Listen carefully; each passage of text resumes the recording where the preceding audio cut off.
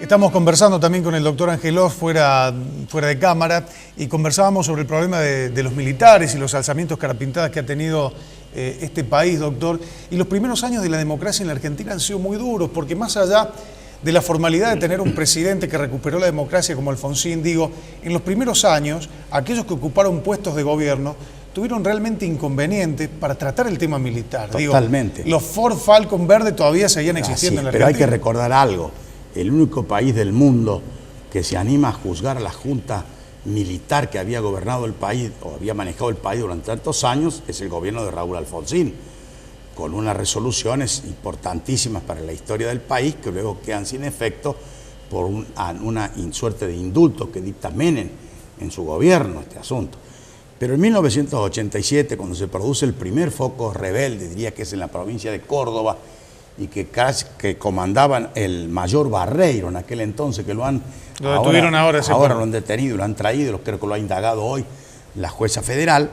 Me parece que esto tenía el propósito de hacer caer al gobierno, es decir, no la continuidad del gobierno institucional o constitucional, sino el impedimento para que no hubiera las citaciones a distintos autores o los que habían participado en la represión de 1976 en adelante. ¿Cómo manejó usted el tema del levantamiento en Córdoba, doctor? Y bueno, lo primero que hice fue convocarlo, pedir. Tenía una muy buena información de gente que era amiga de los militares que estaban ahí adentro, pero me pareció fundamental hablar con Monseñor Primatesta. Le pedí si él podía, yo podía recibirme, me dijo, no, yo voy al gobierno. Y me dijo una cosa muy importante que la repito. Me dijo el vicario, me dijo el pastor, va al gobierno, no el gobierno al pastor, me dijo. Entonces se vino a la casa de gobierno y hablamos. Y le pedí, mire, monseñor, le dije yo, creo que está a riesgo la democracia del país y las instituciones de la República. Habría que ver si usted puede ir al cuartel a hablar con quienes están en este alzamiento y puede convencerlos que hay que desistir de esta actitud. El monseñor Primatesta fue allá. Tuvo largas horas conversando con uno, con otro, tenía mucha parsimonia y paciencia para ese diálogo y esa conversación. Y yo tengo entendido, por algunas manifestaciones de Monseñor Primatesta en aquel momento, me hice muy amigo de él, que el propio Barreiro, antes de salir por los fondos del cuartel, cuando ya habían abandonado esto, le pidió a Monseñor Primatesta que lo confesara. Y el hombre sale por los fondos del cuartel y se va, no sé con qué destino. Él va, hasta que después se exilia del país cuando hay una persecución ya, o por lo menos un requerimiento de la justicia para juzgarlo a Barreiro como el que era actor principal de lo que era la Perla en aquel momento. Entonces jugó un papel importantísimo Monseñor Primatesta en esto.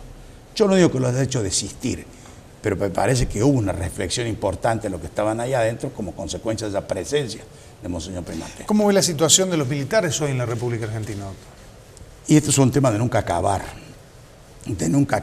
porque me parece y creo que hay una resolución de un fiscal, no sé si es de Rosario o de Santa Fe, que ha establecido que también que los delitos cometidos por los guerrilleros también es un delito de lesa patria. Entonces, no lo he leído todavía, pero lo he escuchado radialmente que habría una decisión, seguramente aparecerá en los medios ahora.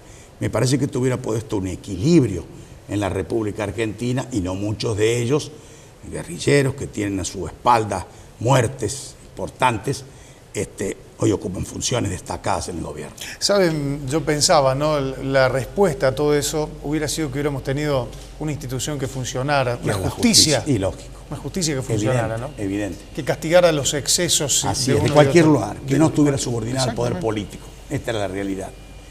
Creo que lo consigue luego Kirchner, ¿no? Cuando él remueve la Corte Suprema de Justicia y pone tipos impolutos, hombres impolutos al frente de la Corte Suprema. Bueno, habían quedado dos preguntas, doctor, de la Sota y juez, pero vamos a compartir esta placa. El gobernador de la Sota está dentro de algunos días, que dice: estoy seguro de que el gobierno de Schiaretti y Campana va a ser innovador, creativo, pero al mismo tiempo es continuador de mi gestión. Y aprovechamos para pedirle su opinión. Yo creo que la gestión de la Sota se puede inscribir en cuanto a realizaciones se debe con algún éxito.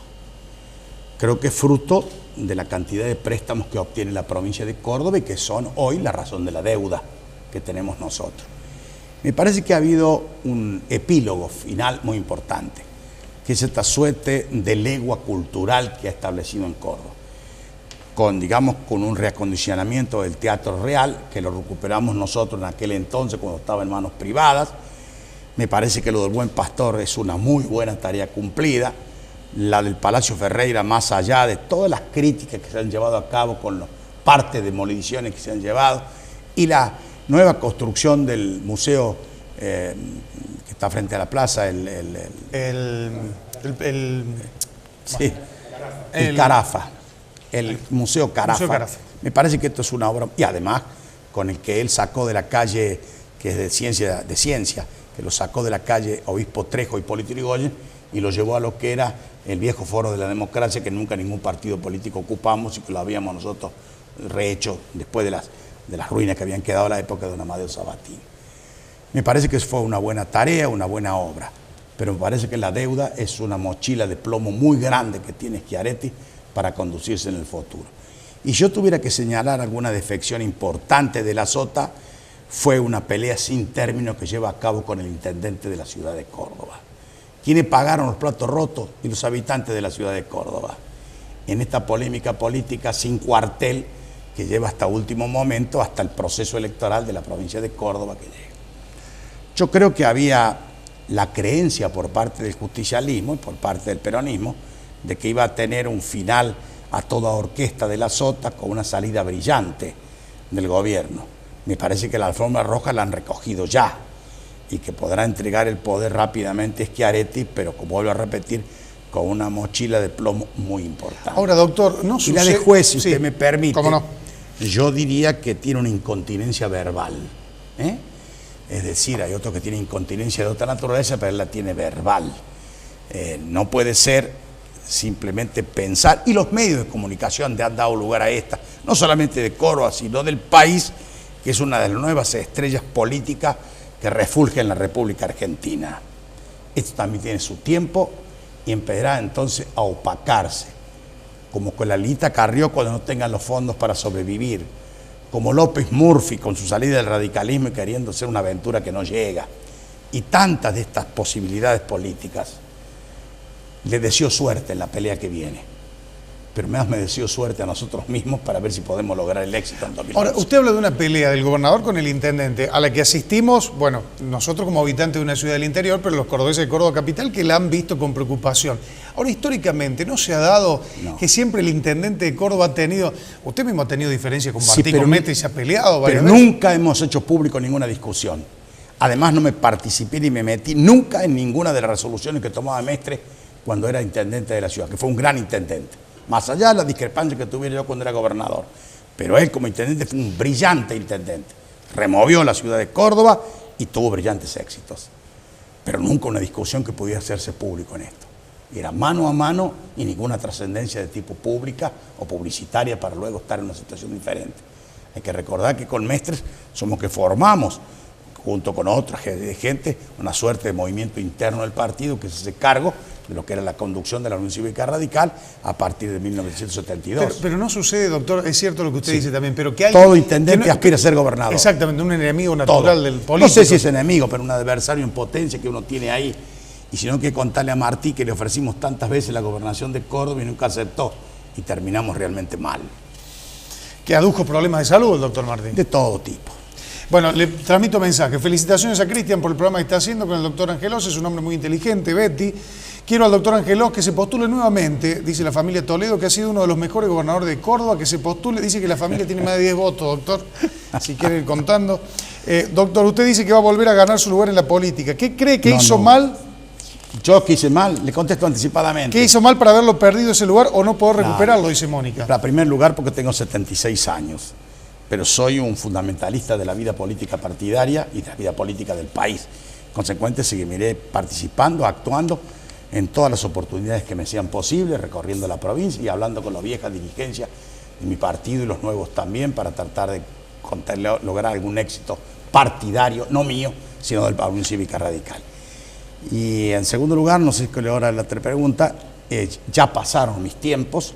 Yo he cumplido los cometidos que me propuse desde muy joven, los he logrado y hoy tengo que devolverle, como le dije anteriormente, parte de lo mucho que me dio mi partido.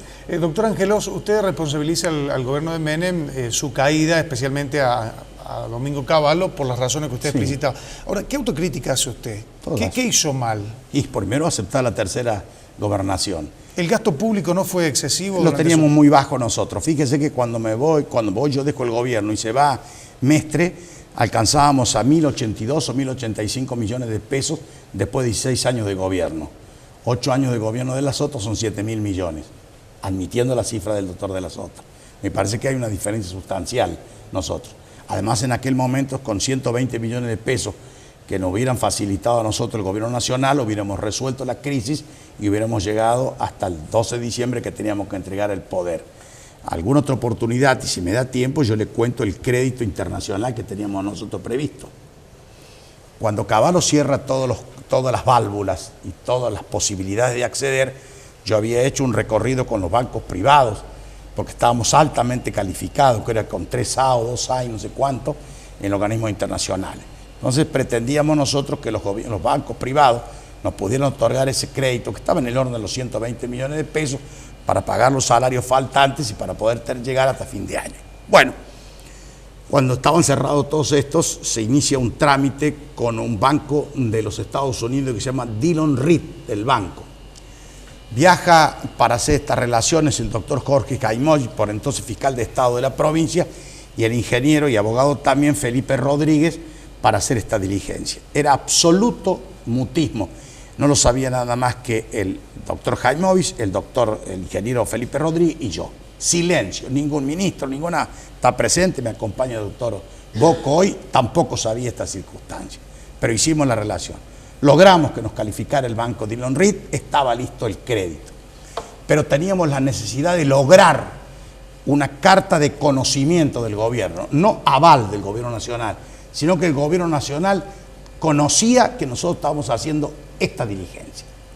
Entonces le he pedido al monseñor Primatesta que... ¿Es el requisito constitucional que se exige hoy por hoy también? Un aval sí, conocimiento. Conocimiento. Entra la deuda del país. Conocimiento del Congreso. Así es. No del Congreso, no, del gobierno del Poder Ejecutivo. Era suficiente en esto.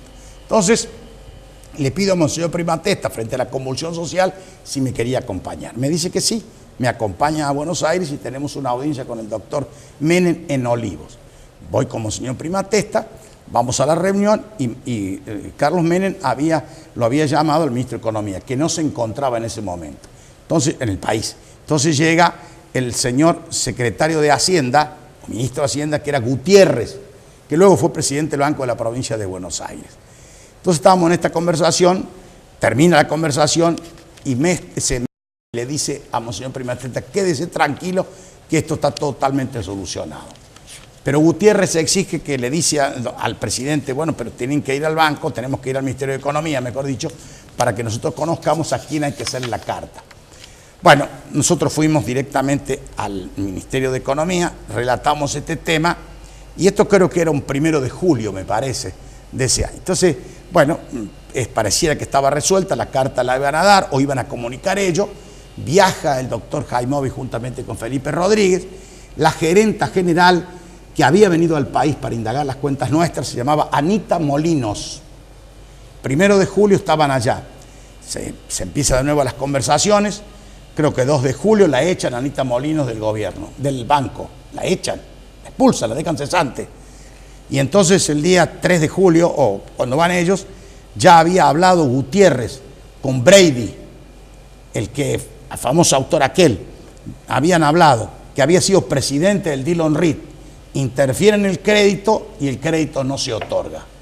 Esto cuando me comunican de los Estados Unidos yo me doy cuenta. Viene un empresario importante de Córdoba, esto alguna vez lo voy a contar en la historia, tiene que quedar inscripto. Viene un empresario importante que era un hombre del gobierno de Menem y me dice, están jugando a la intervención federal de la provincia de Córdoba. Y había que pensar que hacía unos meses, muy pocos meses, que había ganado el doctor Mestre la gobernación de Córdoba. Tenía que hacerse cargo. Me doy cuenta, creo que fue un 5 o un 4, me doy cuenta, el 5 de julio, lo llamo a Mestre, que estaba en una cena esa noche, y le digo, Ramón, prepara rápidamente las cosas que me voy del gobierno, tenés que hacerte cargo rápidamente. Le cuento todos los detalles y le digo, y tenemos que evitar lo que puede ser la intervención federal. Si la intervención federal llega, vos no vas a ser gobernador y no vamos nunca a recuperar el gobierno en la provincia de Córdoba. Bueno, esto fue el final de una situación desgraciada, delicada, y me recuerdo que el embajador argentino en Estados Unidos, que se llamaba Amadeo, cuyo nombre no lo recuerdo, pero el apellido sí, Amadeo, hizo una declaración pública de que cómo le iban a dar a un gobierno que estaba, una provincia que estaba quebrada, fondos de un banco privado de Estados Unidos. Ahora, doctor, ¿usted alguna vez, aprovechando su amistad con Menem, nunca le dijo qué le pasó? Bueno, cuando se fue Menem, estas cosas las conversamos. ¿Y qué dijo? Pero Menem tiene una habilidad enorme. Mira para otro lado y parece que está desmemoriado, no recuerda estas circunstancias. Yo no estoy para tener odio ni rencores. Cuando nos vemos con Menem, podemos darnos la mano, hablar o tomar un café. Dígame brevemente cuál fue el momento más lindo de usted como gobernador, el que más recuerda, el que le haya otorgado, brindado más satisfacción, y la decisión más difícil que le haya tocado firmar. La primera que yo le podría decir se produce en 1983, pocos días antes de la elección. Mis amigos, muchos, me habían acompañado a la ciudad de Río Cuarto, donde era prácticamente el acto final, mejor dicho, anterior al de la ciudad de Córdoba, pero el acto final de los departamentos. Entonces, cuando voy, llegamos tarde, nos alojamos en un hotel, y en ese mismo hotel se había alojado Bercovil Rodríguez. Al día siguiente yo toco el timbre, el ascensor para que me llevara hasta desayunarme, y venía el doctor Bercovil Rodríguez. Vamos juntos. Estaba en una mesa justicialistas y en la otra mesa estaban los radicales. Se miraban de rabo de ojo un costado, cada uno de estos, es decir, con alguna recelo. Y bajamos con Bercovil. Nos sentamos los dos y nos desayunamos juntos. Ni los radicales podían entenderlo, ni lo entendían tampoco los peronistas. Pero cuando yo gané la elección en 1983, el primero que llama para felicitarme y decirme que estaba a disposición era Raúl Bercovil Rodríguez. Y puedo decir que fue un hombre de bien y un gran dirigente del justicialismo, que todavía el justicialismo no le ha dado el reconocimiento que él merecía. ¿Lo más difícil? Y lo más difícil seguramente fueron muchas de las resoluciones que había que tomar en el gobierno y uno tenía que temblar para poder firmarlas. Recuerdo un hecho muy importante para mi vida también personal. Se hace una denuncia contra el que era el directorio de EPEC, que lo integraba Torres Crespo, un doctor Torres, que era el abogado, y no recuerdo, Loco era el contador, el director contador. Una denuncia se le hace. Entonces el fiscal, o el juez, en aquel entonces no estaba modificado todavía el Código de Procedimiento, lo detiene a los tres. Bueno, vienen muchos amigos a la Casa de Gobierno para decirme, yo voy a visitarlos a la policía. Ya estaba el edificio nuevo. Entonces, no puedes ir, no debe ir, doctor, ¿cómo va a ir, gobernador? Hice caso omiso, subí al automóvil y me fui a verlos, a visitarlos a ellos.